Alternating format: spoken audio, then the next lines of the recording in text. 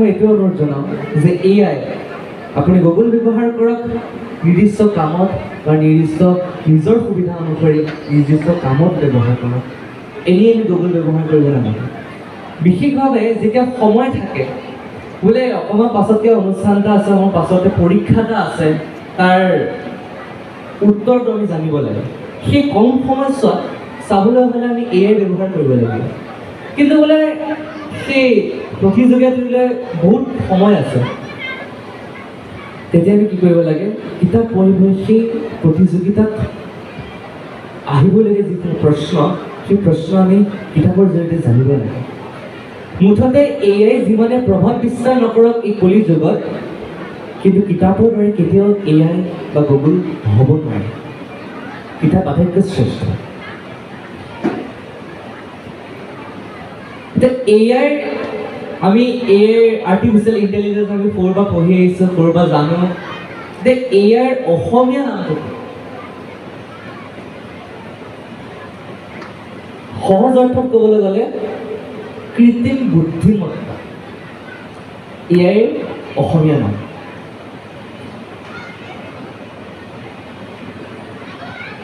সেইবাবে আমি প্ৰয়োজন অনুসাৰে এআই ব্যৱহাৰ কৰিব লাগে নজনা কিছুমান কথা এআইৰ পৰা আৰু তাতকৈ বেছি কিতাপৰ পৰা জনাটো বেছি উচিত বুলি মই ভাবোঁ সেই কামটোত আমি সদায় সফল হ'ম এদিন হ'লেও বুদ্ধদেৱ নামৰ এজন ল'ৰা আছিলে আমাৰ নিচিনা সৰু ল'ৰা আছিলে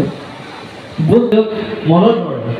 এনেকুৱা আছিলে মেথছ পঢ়ি থাকিলেও মেথছ বুজি নাপায় ইংলিছ গ্ৰামাৰ পঢ়ি থাকিলে ইংলিছ গ্ৰামাৰ বুজি নাপায় এনেধৰণৰ বুদ্ধদেৱ আছিলে এই বুদ্ধদেৱে নপঢ়ো বুলি কৈ ঘৰৰ পৰা ওলাই গ'ল যা তেতিয়া এটা ডাঙৰ শিল দেখা পালে ডাঙৰ শিলটোত কেইজনীমান তিৰোতা আহে আৰু তাত এটা কলহ থৈ দিয়ে কলহটো থওঁতে তাত এটা গাঁত বনি গৈছে কেইজনমানে আহে পানী লয় কলহটো তাতে থয় গা পা ধুই আকৌ কলহটো তাতে থয় যেতিয়া বছৰ বাগৰি যোৱাৰ পাছত সেই শিলটোত এটা গাঁতৰ সৃষ্টি হৈছে প্ৰথমতে জানো মানুহে সেইটো গাঁত বনাইছিলে নাই কিহৰ কাৰণে হ'ল কলহটো থওঁতে কি হ'ল শিলতো গাঁত বনি গ'ল অৰ্থাৎ ইয়াৰ পৰা এটাই কথা বুজিব পাৰি বুদ্ধদেৱে ইয়াৰ কথা এটা কথা বুজি পালে